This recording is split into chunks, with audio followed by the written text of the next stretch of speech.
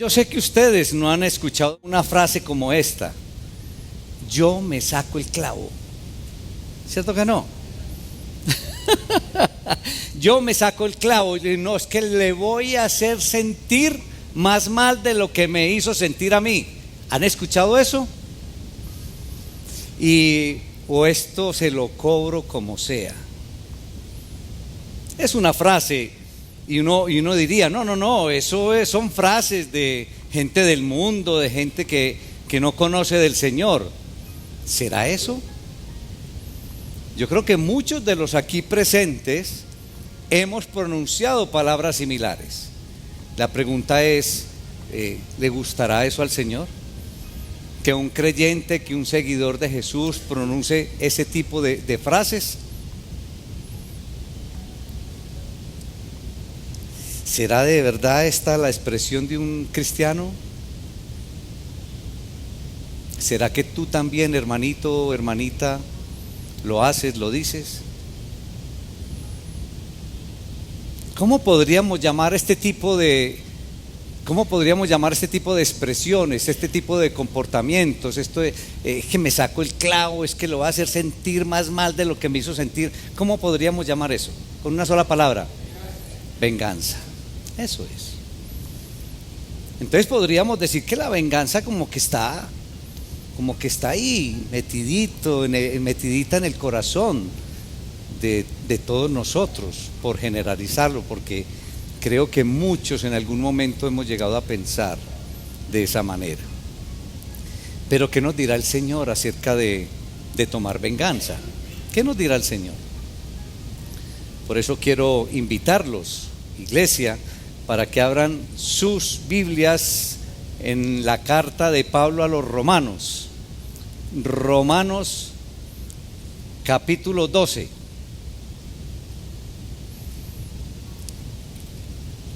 Y nos vamos a ubicar en los versículos 18 y 19. Romanos 12, 18.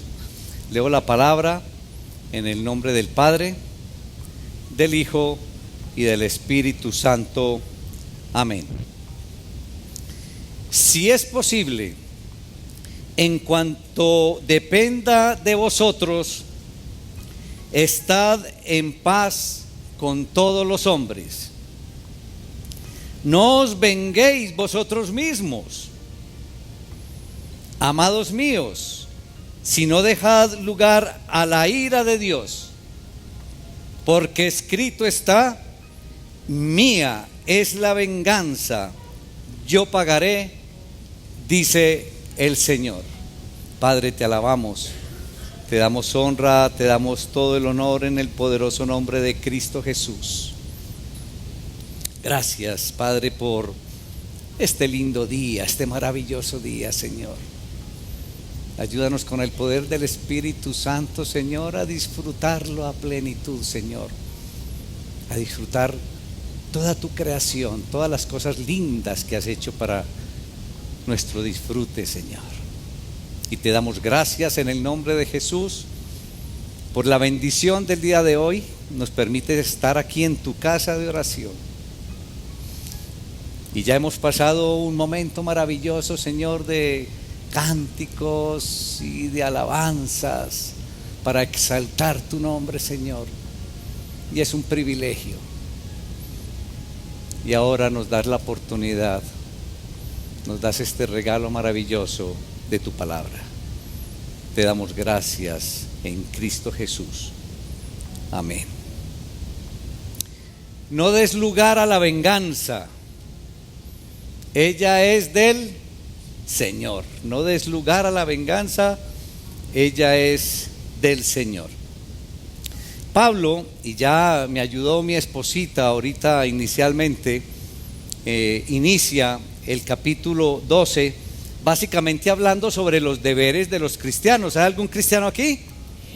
Entonces aquí en este capítulo 12 vamos a encontrar deberes nuestros, deberes para todos nosotros. Ahí encontramos pautas, ahí encontramos modelos de lo que debe ser o cómo debe ser la vida de un cristiano.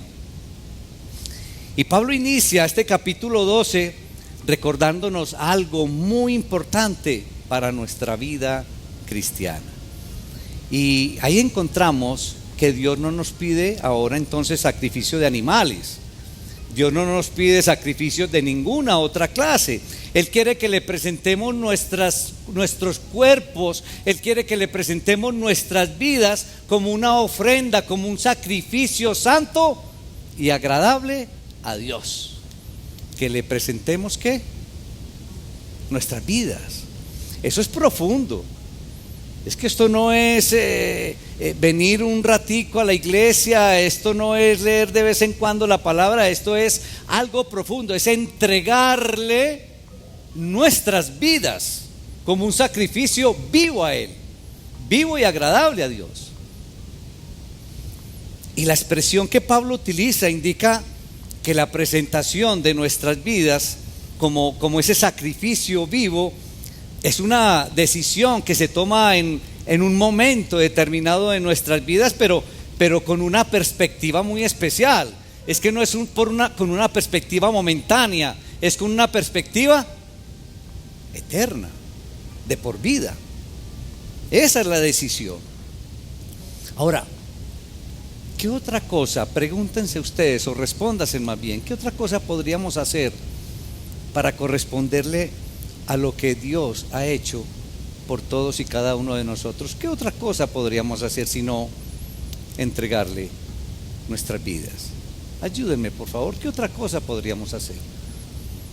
Ante ese amor grande y maravilloso, ante ese sacrificio de haber entregado su Hijo en la cruz por amor, y lo merecíamos, sin merecerlo, y se entrega, ¿qué otra cosa podríamos hacer? Y la decisión de seguir a Cristo, o la decisión de esa entrega inicial de nuestra vida al Señor, aunque definitiva, como lo hemos expresado, digamos que no resuelve de una vez por todas los conflictos de la vida. Nosotros iniciamos caminar con el Señor, ¿se acaban los conflictos? Es decir, esa decisión de caminar por el resto de la vida, no necesariamente entonces acaba con los conflictos en la vida. Diariamente, día tras día, enfrentamos circunstancias, enfrentamos situaciones que requieren decisiones de nuestra parte. Tenemos que decidir entonces día a día si vamos a someternos a lo que Dios nos pide o simplemente nos vamos a hacer los tontos. ¿Qué vamos a decidir? ¿Le vamos a obedecer al Señor o no? ¿Vamos a hacer la voluntad del Señor o no? Y día tras día estamos sometidos ante esa decisión. Por eso Pablo pide, en base a lo que Dios ha hecho por nosotros, que vivamos de una manera distinta. Mire que empieza ahí, ¿sí? No nos amoldemos al mundo, no os conforméis a este siglo, no os conforméis al mundo. Y nos lo pide Pablo. Entonces, nuestro estilo de vida no puede ser igual a los que no conocen del Señor. ¿Y saben cuál es el problema? Que afuera nos están confundiendo como iguales a todos. Y nuestra vida no puede ser igual. Nuestra vida como creyentes, nuestra vida como seguidores de Cristo no puede ser igual a los que no creen en Cristo, a los que no conocen a Cristo. Tiene que ser muy diferente, y es lo que nos está diciendo Pablo acá. Y que en lugar de conformarnos con el patrón que nos da el mundo en la actualidad, entonces debemos ser transformados, debemos llegar a ser totalmente diferentes.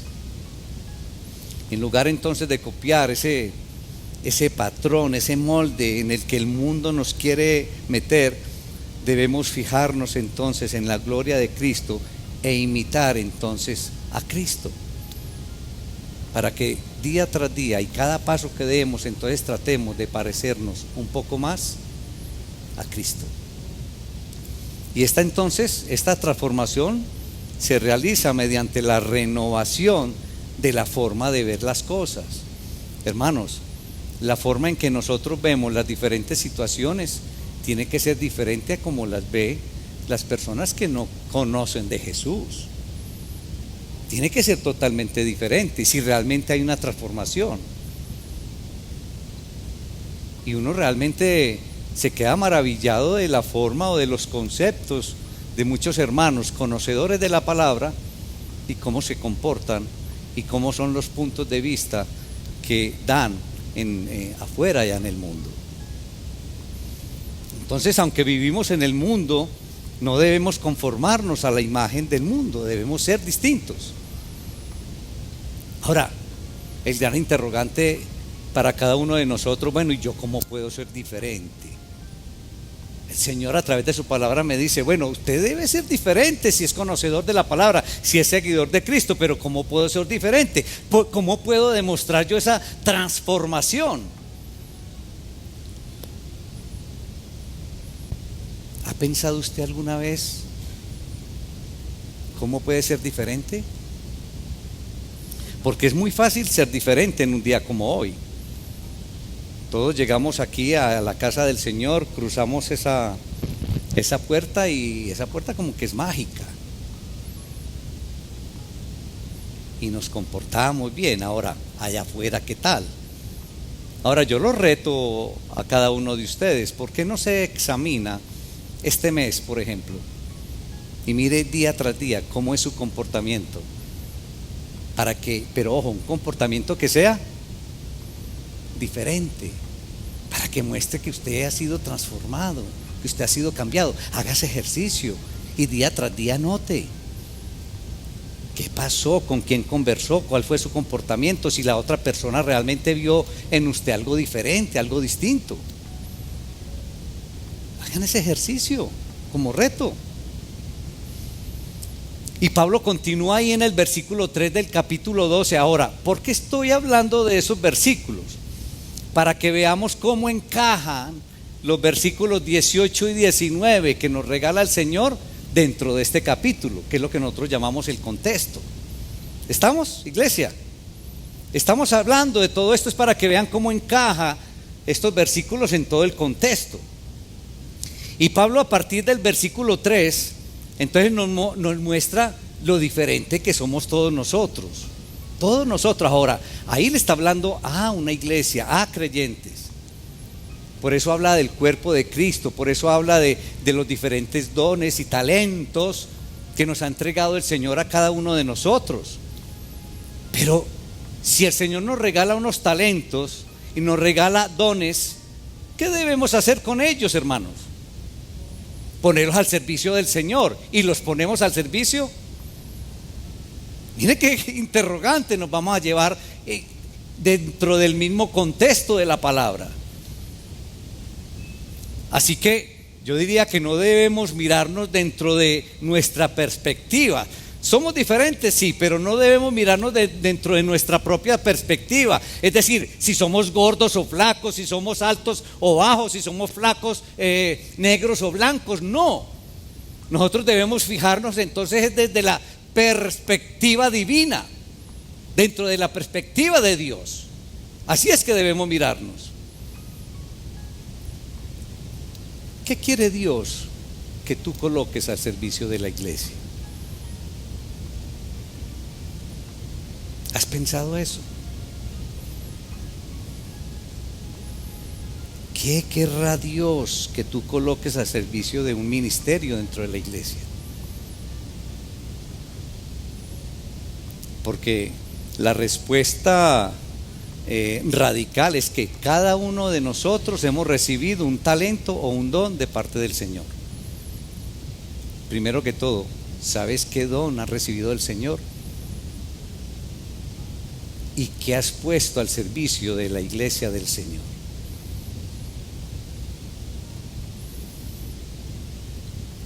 Y a partir del versículo 9 del capítulo 12, Pablo empieza a mostrarnos unas pautas, unas guías, unos modelos de comportamiento cristiano a partir del versículo 9. ¿Y cuál es la característica principal que debe distinguir a un hijo de Dios? ¿Qué piensan ustedes, iglesia?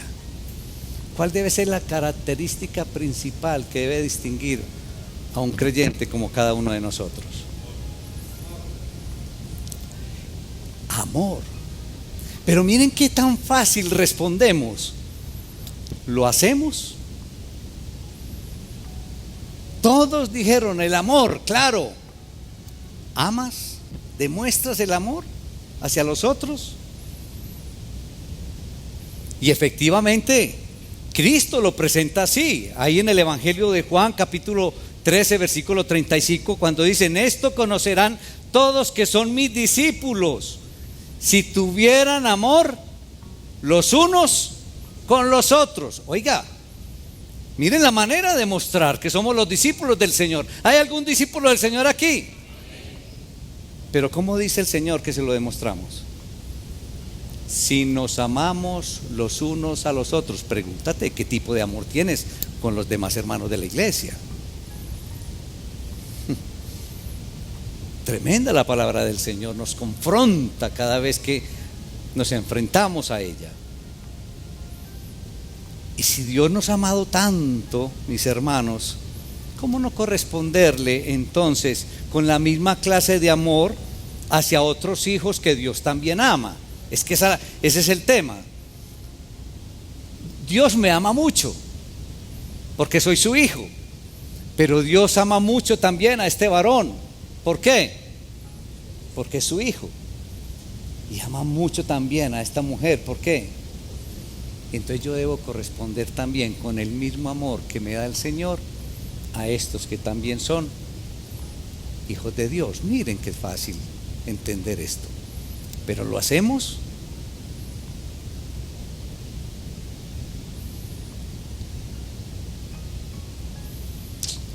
Y en Primera de Juan también encontramos otra joya acerca del amor, ahí en el capítulo 4, a partir del versículo 7.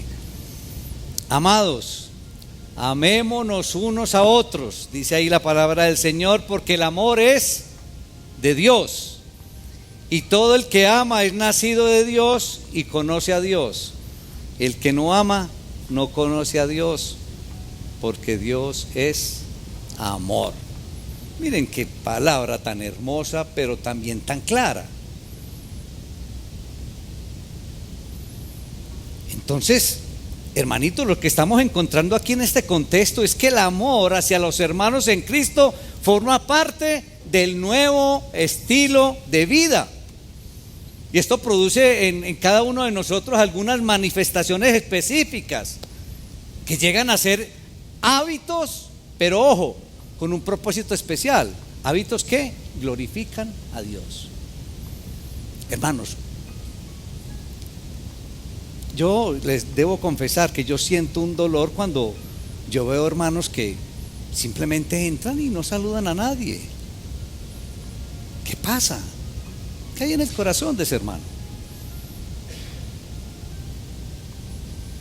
A veces algunos hermanos allá en la puerta me dicen: siempre entra derecho, no saludan ni los de la puerta. Y miren la palabra del Señor como nos dice, ojo que aquí se está refiriendo es al amor entre hermanos.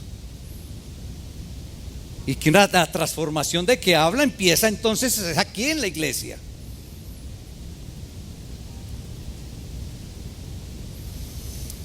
Y entonces nos da el primer destello, mis hermanos, en el versículo 9, Pablo ahí del capítulo 12, y nos dice que el amor no debe ser fingido, debe ser sin fingimiento. Con otras palabras, el amor debe ser genuino, sincero, tremendo. Nosotros aquí entonces no tenemos por qué fingir un amor, no tenemos por qué fingir una amistad o un abrazo sentido, no tenemos por qué fingir de manera alguna lo que dice el Señor a través de su palabra. Un amor genuino que produce su fruto natural en nuestra relación con los otros. Entonces el amor se debe encontrar, debe permanecer dentro del pueblo de Dios. Ahora tiene que ser, ojo, debe ser un amor distinto al que se encuentra allá afuera. El amor que reina entre nosotros como creyentes, como el pueblo de Dios, ese amor que reina acá es muy diferente al amor que se da allí en el mundo. Porque El mundo conoce dos clases de amor, hermanos, y creo que el primero que podríamos decir es el amor erótico.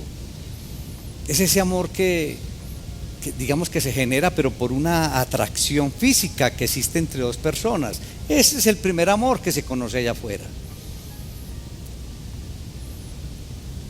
Y la segunda clase de amor que uno ve allá es el amor fraternal, y digamos que aunque es un poco mayor que este primero, que es un poco mayor que el erótico, sin embargo es un amor que podríamos llamarlo que es un amor que se da pero por reciprocidad, es un amor recíproco, es decir, yo amo porque me aman, o yo amo porque encuentro un beneficio en la persona, ¿sí? Yo amo porque me corresponden. Es ese tipo de amor. Pero es que cuando hablamos del amor de Dios es algo muy distinto. Y el amor de Dios no lo conoce el mundo. Porque miren los dos tipos de amor que encontramos allá afuera. El amor de Dios es muy diferente. El amor de Dios, o el amor que Dios da, consiste en amar a otros sin tomar en cuenta si le corresponden o no. Ama sin esperar nada a recibir.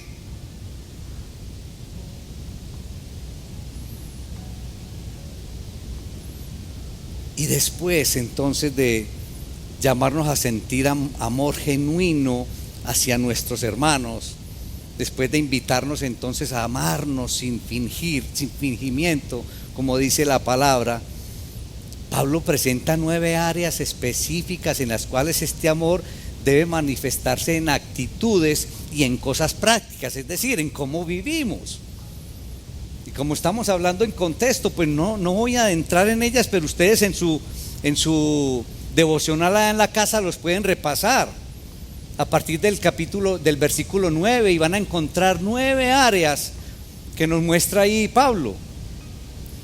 Y más adelante, a partir del versículo 14, Pablo nos muestra entonces como 3 mandamientos que debemos cumplir nosotros los creyentes.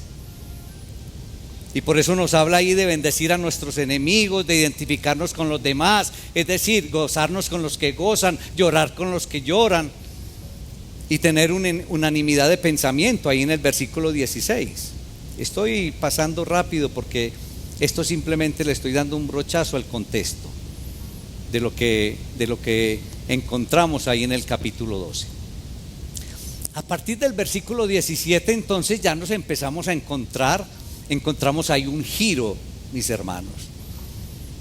A partir del versículo 17 Pablo nos dice entonces que para poder dar a conocer el mensaje del evangelio al mundo sin Cristo, a ese mundo que está sin Cristo, para poder llevarles el mensaje del evangelio, el amor genuino tiene que manifestarse también a los inconversos.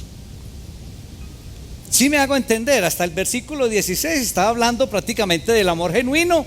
¿Entre quiénes? Entre nosotros los creyentes. Pero a partir del versículo 17 dice, no, bueno, es con todos. Y si nosotros no mostramos ese amor genuino a los que no conocen de Cristo, ¿cómo se van a convertir? ¿A quién le vamos a llevar el mensaje? ¿A quién le vamos a llevar el evangelio? Por eso en el versículo 17 del capítulo 12 dice, no paguéis a nadie mal por mal, procurad lo bueno delante de ¿quién? Todos los hombres. Ahí está.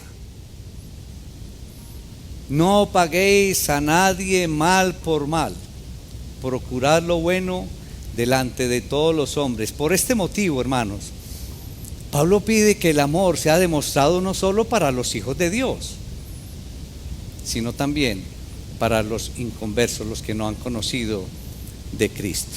En resumen, de este contexto, este pasaje nos anima entonces a hacer lo bueno a los que nos hacen mal, hacer lo bueno a los que nos hacen mal. Y vuelve entonces a lo que nos dijo ahí en el versículo 14 de este capítulo 12: bendecid a los que os persiguen. Vuelve y repite ahí. Ahora Pablo aplica el mismo principio entonces a toda la humanidad: bendecid a los que os persiguen. ¿Y cómo se debe aplicar este principio a un mundo no creyente? ¿Cómo aplicarlo? Se hace entonces devolviendo o no devolviendo el mal recibido y haciendo lo bueno a todos. No devolviendo el mal recibido y haciendo el bien a todos. Así que esas expresiones, le voy a hacer sentir peor de lo que me hizo sentir, ¿creen ustedes que es de un creyente? No. No devuelvan mal por mal. Nos está diciendo el Señor a través de su palabra. Y como en muchos otros casos, mis hermanos, en la palabra de Dios, el problema de este pasaje no es el de comprender su significado. ¿A alguien de aquí no le queda difícil comprender lo que estamos hablando? ¿Está claro o no? Está totalmente claro. Pero, ¿saben algo?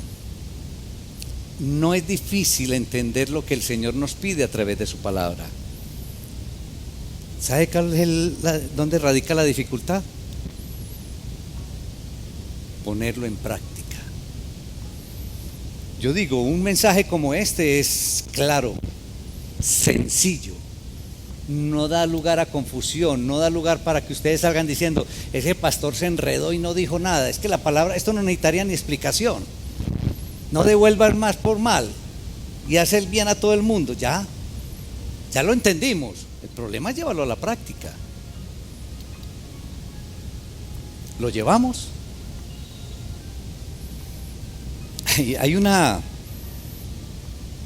Hay un pensamiento que se le atribuye a Martín Lutero, y donde nos dice una gran verdad. Dice: no me preocupa tanto lo que no puedo entender de la palabra.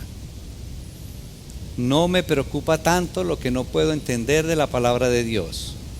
Lo que me preocupa es lo que entiendo perfectamente bien y no hago. Y creo que aquí tenemos el mismo problema en este pasaje. Entonces, recordando la frase de Martín Lutero, dice: no me preocupa lo que no entiendo bien de la palabra. Me preocupa es lo que entiendo claramente y no lo hago. ¿Cuántas cosas, hermanitos, entendemos con claridad y no lo hacemos? Seamos honestos. Jugamos en muchas ocasiones con la palabra del Señor. Jugamos en muchas ocasiones con la voluntad del Señor. Jugamos en muchas ocasiones con lo que debemos obedecer del Señor. Entonces ahora viene lo que realmente quiero hacer énfasis en el día de hoy. Versículo 18 y 19. Si es posible, en cuanto dependa de vosotros, estad en paz con todos los hombres. No os venguéis vosotros mismos, amados míos, sino dejad lugar a la ira de Dios, porque escrito está: mía es la venganza, yo pagaré, dice el Señor. Hermosa esa palabra. Entonces, noten ustedes, ojo, todo esto viene en el contexto realmente que es lo que nos pide el Señor a través de la palabra, en este contexto que acabamos de hablar, de exponer. Todo esto se mueve dentro de ¿qué? Díganlo sin temor. De un amor genuino. De un amor genuino. Un amor genuino que debe darse aquí entre nosotros como iglesia, pero un amor genuino que debe darse para todos los hombres, los de afuera. Entonces, ese amor genuino que habla aquí este capítulo 12 debe darse, que quede claro, no solamente aquí, sino para todos los hombres, para de afuera. Y el Señor nos pide a través de dos versículos, entonces, que no debemos practicar la venganza, que no debemos ni siquiera pensar en vengarnos. Eso es lo que nos pide el Señor aquí. Pero este sabor a venganza, iglesia, seamos honestos, este sabor a venganza en muchas ocasiones nos recorre el cuerpo. Este sabor de venganza en muchas ocasiones nos recorre la sangre y hierve la sangre por querer venganza, por querer desquitarnos. ¿Es así o no? ¿O solamente me pasa a mí? Y hay algunas cosas que tocan profundamente el corazón de cada uno de nosotros, y una de ellas son los males que otros nos hacen. Esos males que nos hacen otros a nosotros, eso se nos va para lo más profundo de nuestro corazón. Cuando alguien nos falla, cuando alguien no es fiel con nosotros, cuando alguien nos defrauda, cuando alguien abusa de nuestra confianza. Y creo que es más fácil a nivel personal superar o vivir o sobrepasar las dificultades económicas, la falta de trabajo, una enfermedad. Creo que es más fácil soportar eso que a alguien le haga a uno un mal o que a alguien le falle. ¿Es así o no, hermanos? Cuando otras personas nos traicionan, nos sentimos dolidos en lo más íntimo y profundo de nuestro corazón. Ahora, superar ese mal momento se convierte entonces en un gran desafío para cada uno de nosotros. Es un gran desafío. En el texto de hoy Pablo nos da una orientación al respecto del tema. ¿Cuál es el tema? De los versículos 18 y 19. ¿Cuál es el tema? A ver si estamos ubicados. La venganza.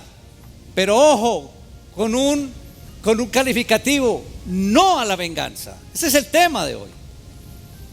No nos puede olvidar, hermanos, si usted sale por eso y solamente se acuerda si le preguntan ¿de qué hablaron hoy? No diga hablaron de Dios, no. Ojo, de no vengarme específicamente. Porque si hablamos de la venganza, entonces, ok, la venganza sí, pero hablamos de no a la venganza. Ese realmente es el tema. No a la venganza. Entonces Pablo aquí, a través de la palabra, en primer lugar nos recuerda que la paz debe ser una característica de los que andan en Cristo. ¿Y por qué creen ustedes que debe ser una característica de los que andamos en Cristo? La paz. ¿Por qué? Porque seguimos a un Dios de paz. Pero debe ser una característica de todos nosotros. Así que un creyente peleador, un creyente chismoso, un creyente problemático, un creyente, eso no da lugar. Porque mire, tenemos que procurar ¿qué? O cuál debe ser una de las características principales de nosotros como creyentes: ser hombres y mujeres de paz. Y todo porque seguimos a un Dios de paz. De todas formas, esa frase que encontramos ahí en el versículo de 18, en cuanto dependa de vosotros, dice ahí, versículo 18, en cuanto dependa de vosotros. Esto nos advierte que estar en paz con los demás requiere la colaboración de dos partes. Por eso dice, en cuanto dependa de ustedes. Y es decir, esto no implica solamente la ausencia de agresión de mi parte, sino que también el mismo compromiso de parte de la otra persona. Pero por eso dice, en cuanto dependa de ti. Por esta razón podríamos decir que no siempre la paz es absoluta, pues nuestros deseos de estar en esa paz con los demás, digamos que no son correspondidos en muchas ocasiones por la contraparte o por la otra parte. Sin embargo, iglesia, hermanitos, ¿cuál es el llamado? ¿Cuál es el deber de nosotros como cristianos, como seguidores de Cristo? Es agotar todos los caminos posibles para cultivar y mantener relaciones de paz para con aquellos que están alrededor de nuestras vidas. Ese es el compromiso, eso es lo que debemos hacer. Agotar, ojo, ¿agotar qué? Todas las posibilidades para llegar entonces a paz. Entonces, donde más nos cuesta llevar a la práctica esta exhortación es en aquellas relaciones donde, y como lo dijimos ahora, en aquellas relaciones donde nos vemos agredidos, donde nos vemos despreciados o donde nos vemos tratados con injusticia. Nos da mucha dificultad. Y entonces cuando somos agredidos, despreciados o tratados con injusticia, ¿qué pasa con estos deseos de paz que estamos hablando? Seamos sinceros. ¿Ah? Se nos quita, dice aquí la hermana. ¿Qué pasa? Se pierden, como que se esfuman, como que se van de nosotros.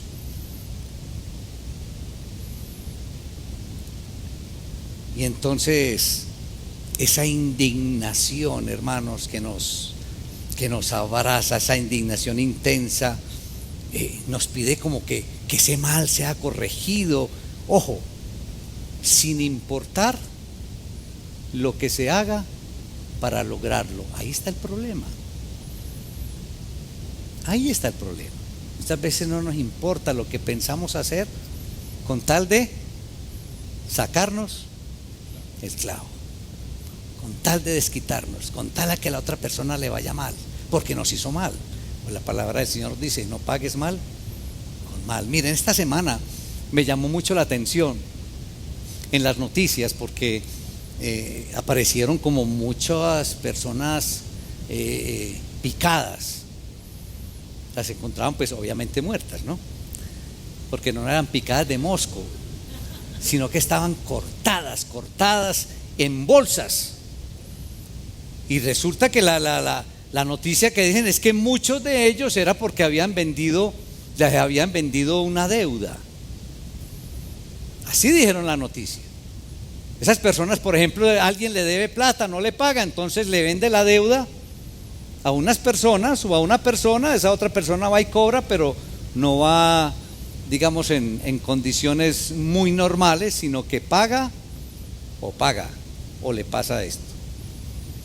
Y yo me preguntaba, ¿cuántas de esas personas, por ejemplo, que vendieron la deuda no son cristianos?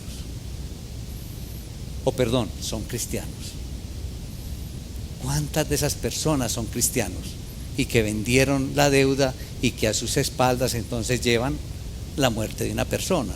Y todo por pagar mal con mal. Así tal cual lo dijeron en las noticias. Entonces, cuando nos agreden, nos desprecian o nos tratan injustamente, estamos tan indignados y estamos tan dolidos, y entonces empezamos a luchar con esos deseos de venganza. Queremos venganza. Y muchas veces creemos que el tema de la venganza empieza por una agresión abierta hacia otra persona, pero la venganza, sin embargo, se disfraza de muchas maneras. Y la venganza no solamente es que por lo que uno hizo le quitaron la vida a otra persona, no. Solamente el pensar que esa persona pase un mal momento como el que uno pasó, ya se está vengando. Mire cómo se puede disfrazar la venganza de muchas maneras. O querer que esa persona pase algo peor de lo que lo hizo pasar a uno. Ahí está disfrazada, camuflada la venganza. Y esto puede incluir cosas tan sencillas y tan sutiles, iglesia, como simplemente desearle al otro que le vaya muy mal en la vida, o de pronto desearle una humillación pública para que mucha gente se entere y que sea humillado. Todo eso se nos pasa. Entonces la venganza en última instancia es un sentimiento que se aloja en el corazón de nosotros. Y el acto puntual de venganza no es más que una manifestación de un espíritu amargado que reside en todos y cada uno de nosotros. ¿Y a qué nos anima la palabra de Dios en el día de hoy? El Señor, a través de Pablo, nos anima, mis hermanos, a que le entreguemos todas estas situaciones. ¿A quién? A Dios. Eso es lo que nos enseña la palabra de hoy. Entregar o poner todos estos inconvenientes, todas estas situaciones en manos de Dios. ¿Y saben algo? Esto es sabio. Esto es muy sabio. No solamente porque Dios es el que defiende la causa de sus hijos, sino también porque Dios es el que juzga de manera correcta. Y porque Dios es el que sabe qué es lo que nosotros necesitamos y qué es lo que nos conviene o qué es lo más conveniente para todos y cada uno de sus hijos. Es lo más sabio que podemos hacer. Entregar esto en las manos del Señor. Ahora, algo bien importante. Cuando colocamos estos problemas, estas situaciones en las manos del Señor, estamos entonces afirmándole o confirmándole al Señor que confiamos en Él y que caminamos con Él y que confiamos pero seriamente que Él hará lo mejor para todos y cada uno de nosotros. Pero ¿qué tipo de confianza entonces tenemos en el Señor cuando tenemos un problema y lo queremos resolver a la manera nuestra? Entreguémosle, según la palabra, el problema al Señor y Él sabe qué hacer, Él sabrá qué hacer.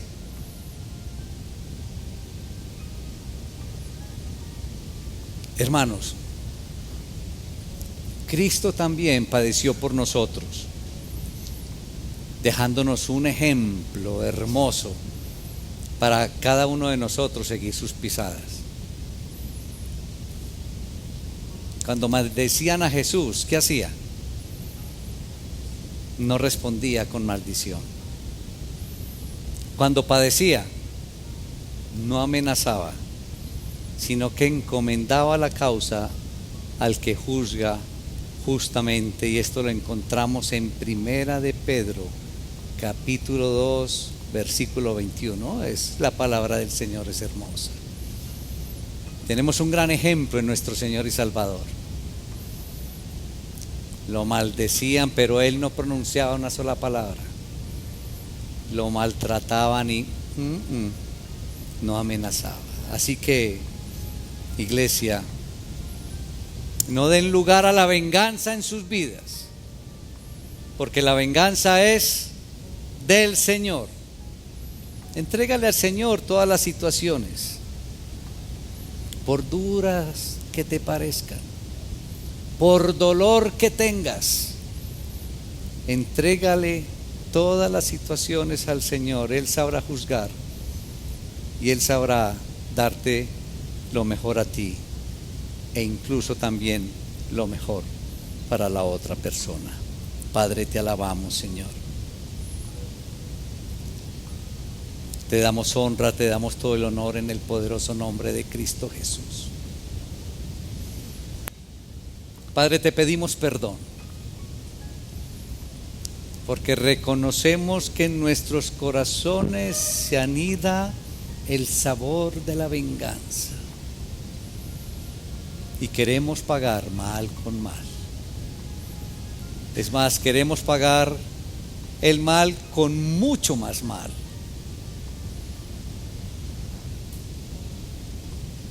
Y hoy nos dice, Señor, que nosotros somos embajadores de paz. Embajadores de paz con todos los hombres.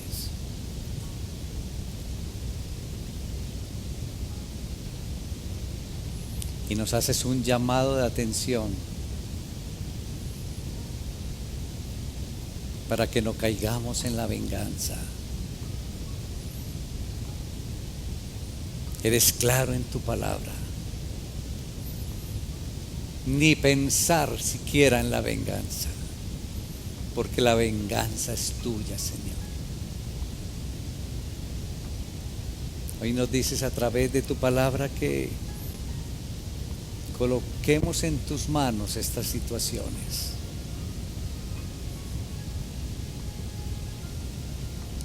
Y de esa manera no solamente tú le darás solución, sino que te estaríamos mostrando la total confianza en ti, soberano creador. Perdón porque generalmente queremos darle solución a nuestra manera, sobre todo cuando nos agreden, cuando nos tratan injustamente y llega a nosotros, Señor, lo reconocemos, ese saborcito de la venganza, ese querer vengarnos, ese querer devolver mal con mal. Gracias por tu palabra. Nos queda totalmente clara, Señor, y ayúdanos entonces a que con esta claridad la pongamos en práctica, Señor. Ayúdanos a que con el poder del Espíritu Santo, esto que nos queda totalmente claro de tu palabra, lo podamos llevar a nuestra vida diaria, a nuestro comportamiento, y que sea nuestro estilo de vida.